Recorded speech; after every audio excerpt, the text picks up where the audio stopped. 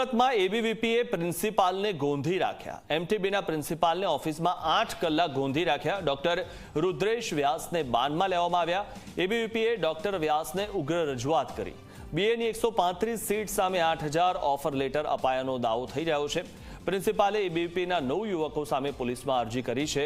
પ્રિન્સિપાલને હટાવવામાં આવ્યાની માહિતી પણ સામે આવી છે। સૌથી મહત્વની વાત એ છે કે પોતાની વાતની રજૂઆત કરવી જોઈએ, વિરોધ કરવો જોઈએ, પણ આવી રીતે કોઈ પણ વ્યક્તિને બાનમાં કેવી રીતે લઈ શકાય અને આટલા કલાકો સુધી જે પ્રિન્સિપાલ છે તેમને પૂરી રાખ્યા હતા।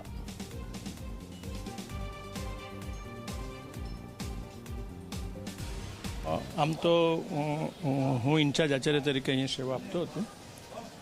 મારા કૌટુંબિક કેટલાક કારણોસર અમારી સંસ્થાને મારી રિક્વેસ્ટ કરી હતી અને રુદ્રેશભાઈને ચાર્જ આપવામાં આવ્યો હતો। ત્યાર પછી જે ઘટનાઓ બની છે એને કારણે સંસ્થાએ ફરી મને ચાર્જ આપ્યો છે। એટલે હું તે દિવસે એકચ્યુઅલી જે ઘટના બની તે દિવસે યુનિવર્સિટીમાં એકેડેમિક કાઉન્સિલની મિટિંગમાં સવારથી સાંજ સુધી હતો, અહીંયા ઉપસ્થિત નહોતો।